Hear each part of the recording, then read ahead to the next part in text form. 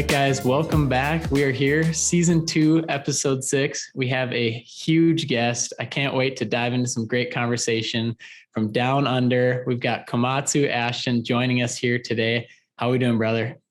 Good. How are you doing, Luke? Not too bad. So tell the audience, where are you calling in from? Where do you live? So calling in from just outside of Sydney in a little place called Riverstone. Pretty much 40 minutes from the CBD. But yeah, good part of the world. Highly recommend anyone coming down here to check it out.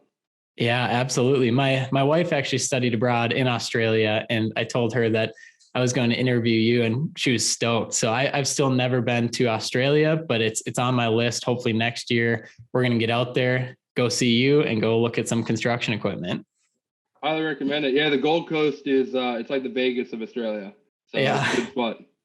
Yeah, definitely. So for anyone listening, if you haven't followed Komatsu Ashton, go on TikTok and also Instagram. Give him a follow. The content he has out there is incredible. So I kind of want to dive into that. But before we dive into the content you're putting out, tell us a little bit more about you, your story, and really what you do for a living. So my name's Ashton. First and foremost, I was actually born and raised in Australia, and I lived in the States for 10 years, picked up the accent and moved back. So I am Australian born and raised. Don't let the accent fool you. I moved back to Australia about 6 years ago. Worked through different companies and finally made my way to Komatsu, to where now I'm the demonstrator trainer for Komatsu. So what I typically do is I'll go out to all the new deliveries, construction and utility sides, and I'll go over the machine with the client or operator. Another big one is any council work. I can't remember what you'd call it in the States, but essentially the councils that look after the counties over here in Australia, they'll get machines, and for every delivery that they get, they require someone to go over every nook and cranny of the machine with their operators and make sure their operators signed off on it before they can use it. Yeah. So how have you developed the passion for construction? Because I think, was it at an early age that you kind of, started to see that, or was it later on when you started diving into it through work? So my stepdad worked for Atlas Copco, which is a big Swedish company. When I graduated high school, I didn't know what I was going to do with my life, and he suggested maybe going into the mines. So I gave that a shot. I worked for a company called Bort Longyear doing exploration drilling. Probably one of the hardest things I've ever done, and it's a hard job, especially working in the environments. I was working in Nevada, so you really feel all the elements, and it's a physical. Probably one of the most physical jobs I've ever seen, and especially working the hours and stuff. But doing that, and then just going through the different industries. So doing the mining and the drilling industry. Then I did water well drilling in California, moving back here and doing geotech drilling, and then working my way into the civil construction industry, doing concrete, just seeing everything. And then also just following everyone's Instagram, BuildWit and yourself, and seeing how your guys' passion comes into it. That's when I kind of wanted to do something myself and start creating awareness for the industry and show everyone how cool it is and what you can do in the industry. Yeah. So BuildWit, I'd say that they're one of the first ones that I really got into the media side of okay, this stuff is insane. We were already doing digital marketing for construction companies, but I'd never seen it like the way BuildWit does. And their reels and their TikToks and their content on their website was unmatched. It really shows what the industry is all about, because you don't see a lot of it out there online. And it maybe historically is one that has lagged back on the digital side. So seeing, BuildWit, our company, and, there's so many others that are now coming along and sharing these stories of these construction companies. It's been amazing to see. So kind of want to dive into, when you first started creating content, and even to now, what tools do you use to edit your videos? What tools have you used to like, do you schedule any of your content? If you could dive into a little bit of that and like what you've learned along the way. So, well, I guess I'll start like very basic. Back at my last company, we did this job that was really really cool. It was actually, if you follow Aaron Witt, you'll see that he just went to Europe to do the asphalt replacement. We did something similar here in Australia, but instead of asphalt, it was a concrete, and this concrete would set to its full strength within 3 hours. And I found it so amazing. Like, it was so cool. Like, we're ripping up a taxiway, replacing it all within a 4 hour period, and then opening it back up to the planes. I was like, we got to get some videos of this stuff. And so I got videos, and it was great stuff. And then we keep doing it every year, and I wanted to keep getting more content, more videos, and just kind of spread awareness of how cool this stuff is.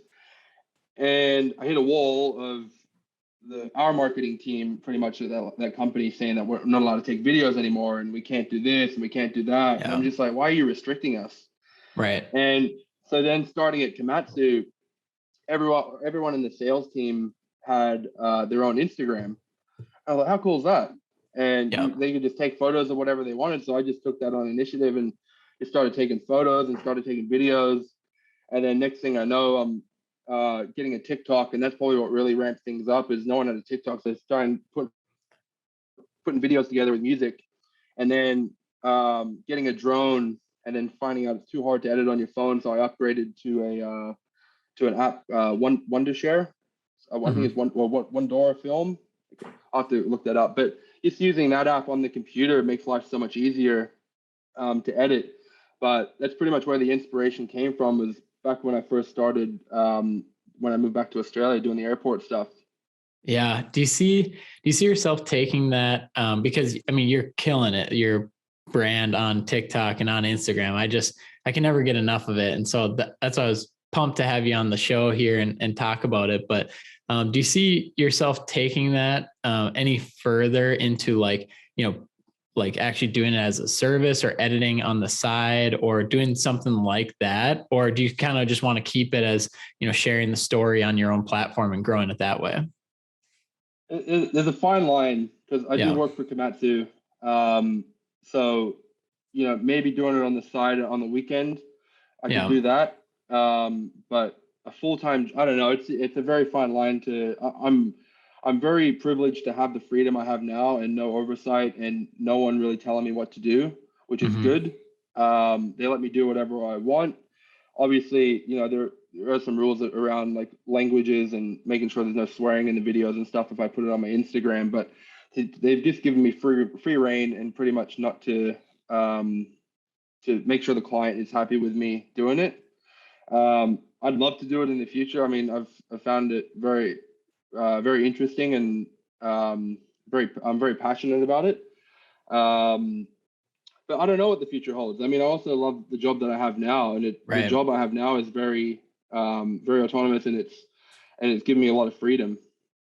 Yeah. I mean, who knows? Komatsu could, reach out to you and say, okay, we love what you're doing. Can you do more for us? Or maybe travel around Australia or travel around the United States and like go take this content, these videos of our equipment out in the field. Like, you never know. I mean, like what you're saying with, you love your job, you love the company. It's like a lot of times, opportunities come up out of nowhere when you show that you have a skill that you do and a passion like you do. So I think, keeping all options open, but it's also really cool to hear that, Komatsu, gives you a little bit of free reign, and also you can't disrespect that either. And so, you stay within the lines and respect your employer and also follow your passions. And it sounds like they line up pretty well with what you're doing. 100%. I mean, look, I've worked for a lot of companies over the years, and this is probably the best job I've ever had. The department I work in with the sales team. So to go from being like on the back of a shovel to, being inside of the sales team and having the perks of the sales team, playing golf every Friday. No. It's a very different going from, being in the construction side of it to being behind the scenes selling. And although I don't do any sales myself, but it's just cool to kind of reap the benefits of that. But it's a great company to work for, especially in Australia. And that's probably the big thing, like coming back here to Australia, I wish I would have done sooner. Is something about the way the Australia as a country looks after the worker and their rights compared to like working in the States.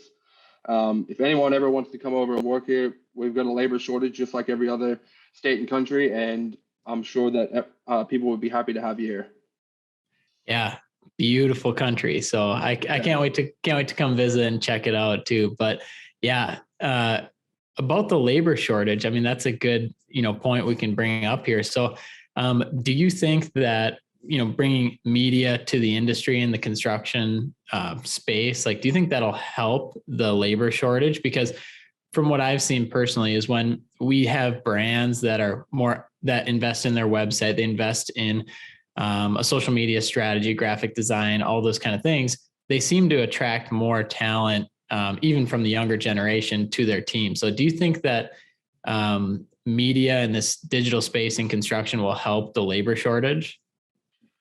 100%. I mean, or even just help them out. Like you look at, there's a guy in Australia, Jimmy Starbuck. I don't know if you follow him. Oh, Starbuck Excavation. Definitely. Yeah. So every time he needs someone, he just posts it on his Instagram page, and then literally, I've seen it like not even within an hour, he has that position filled. Yeah. And just because of the content he puts out. The other thing, it just comes.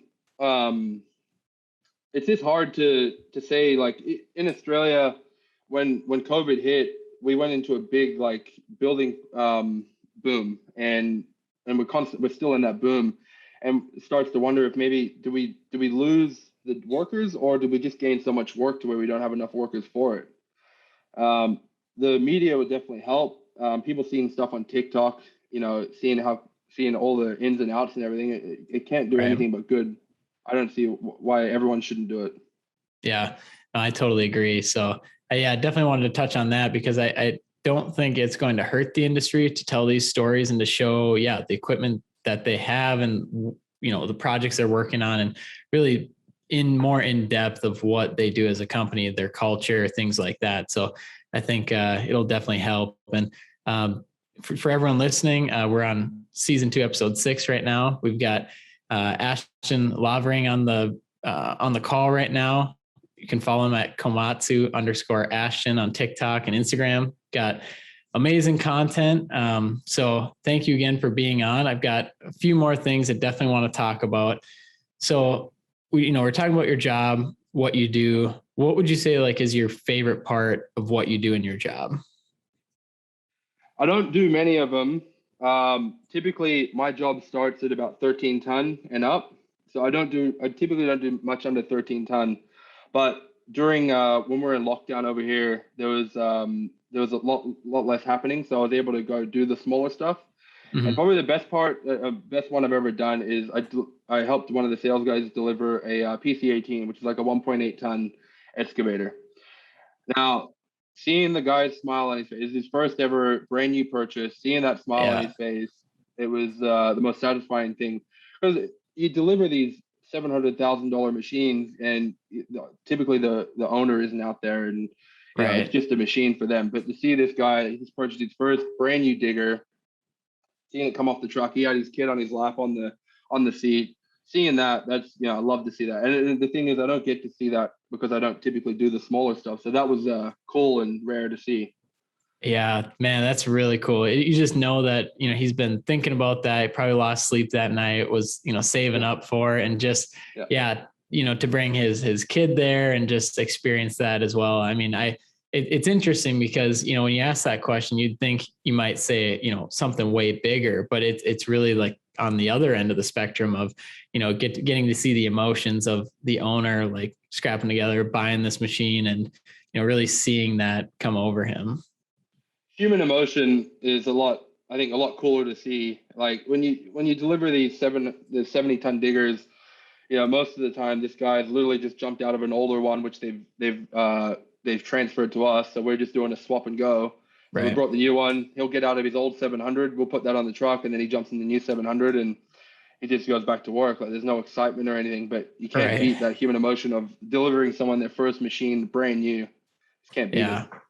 Yeah, definitely. No, I love that. So what, as we're transitioning a little bit, we're thinking about, what you do as far as, your media and, kind of going online with that. What would you do how would you recommend somebody that's looking to get started, in the creator space, we'll just call it, of, creating content, might be in the construction industry, might be something else, but how do you recommend like them getting started? Is it a certain channel, certain tool to use, or just going out and doing it? Like, what's the best way for somebody to get started?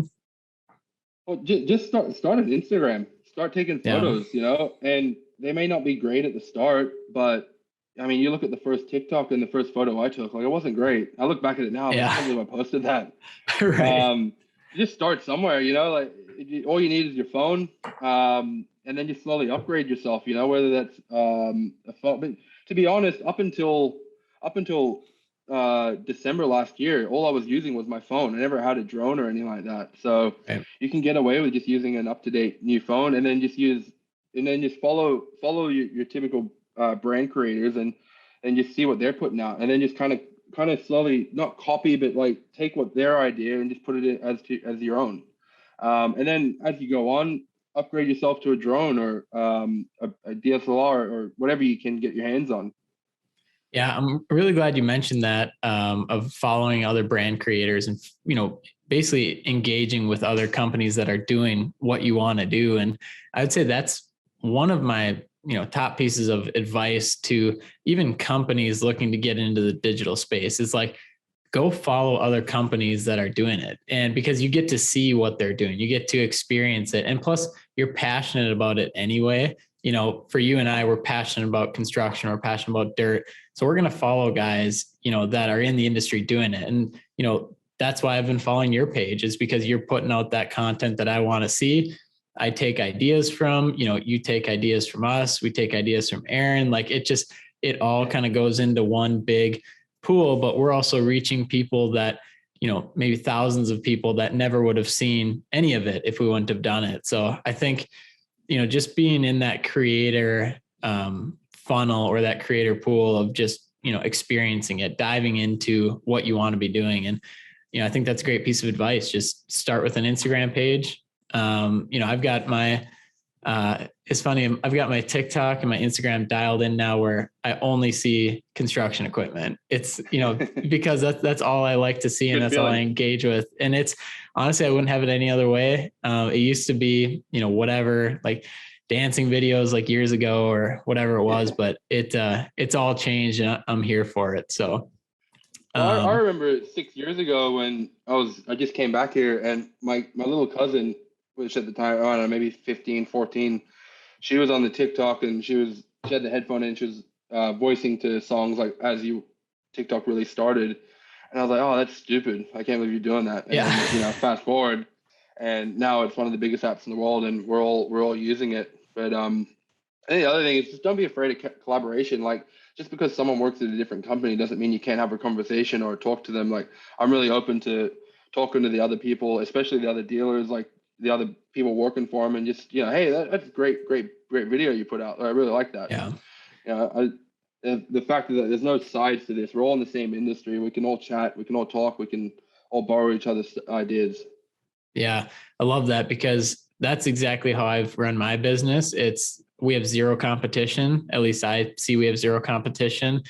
We can talk with other businesses, other marketing agencies, other podcast hosts, whoever it is. Like, I just like the relationship piece of it, because we are all in this industry together. And, it helps with us because we can work with anyone in the world. And so it's like, if I can help somebody else get a client or help somebody else achieve what they're trying to achieve, that's what we're looking to do, really, is just help each other out. And it takes the business and the brand out of it. It's more of a human thing where you're just building relationships with people. So on that, do you get to travel to trade shows and other things like that to meet some of these people? Yeah, so I do all of New South Wales, which is a state in Australia, just like in California or whatever. New South Wales is probably the biggest state as far as population goes, not the biggest as land mass, but so I'll cover any shows that we do in this region. Most recently, we did the Diesel Dirt and Turf Expo, probably the biggest one in Sydney, and essentially that's a trade show. But as far as going outside of Australia, I've only been with Komatsu for about a year and a bit, so I haven't traveled outside. I haven't heard of anyone in my position traveling outside, but I mean, I'd be open to it if the opportunity came. Yeah, definitely be cool to, just continue building those relationships and like shaking hands with like-minded people. And I think it was really cool when you talked about, it can be other dealers too. And not that, it's like sharing these ideas and like just breaking down that wall of, we're competing against each other, which at that level you are competing against each other, but you're not going to not shake somebody's hand or not, congratulate them on something, because really it comes down to just being a human. So I think, I think you have a really awesome personality and like outlook on that, where you're not afraid of that. And you can, build a lot of quality relationships doing that. That's it. I mean, it's all about relationship building, and there's no need to not work together. And like, I hate when people instantly read a book by its cover Yeah. and talk bad about people even though they've never met someone, and let alone they could be a great person or a great bloke to hang out with and have a beer with. Yeah, absolutely. That's what I always think of it as, is like, I feel like I could have a beer with anyone. So, I think it's fun to just, have those conversations. You never know. Like it could go a lot better than you think, and never judge a book by its cover. I think that's a great piece of advice. So, Ashton, as we finish up here, for our listeners, like if they want to follow along with you or keep up with what you're doing, what's the best way that they can either get into contact with you or follow along? Get in contact. Easiest way is just on Instagram, Komatsu_Ashton, or on TikTok, but Instagram is definitely the easiest. The other thing too is reach out. If you're young and you want to join the industry, reach out to your local dealer. Especially in Australia, we have a lot of apprenticeship options. So our 2023 apprenticeships jobs open up. They're opening up to so you can apply for it, which will start next year. And this could be anything from being like a customer support representative to being a parts interpreter to being a plant mechanic. The dealers are training people coming up and people that wanting to learn. And you could start at this company at a very young age and learn the ins and the outs. And that's the other weird thing is working here is I've seen guys and people that have worked here for 10 to 20 to 30, some to 40 years. Yeah. So some people start and they're in it for the long run, but don't be afraid to reach out to your local dealer and just see what apprenticeship options they have available. Yeah, absolutely. Well, thanks again, Ashton. I appreciate it. I appreciate the conversation and what you do, on your Instagram page, your TikTok page, but also just how you interact with me and others around you. I know I've heard tons of great things. So I appreciate the time today. And this is season 2, episode 6. I think it's going to be the best one yet. And yeah, man, appreciate your time. Thanks, Luke. Appreciate the call, and looking forward to maybe doing many more of these. Absolutely. Let's do it.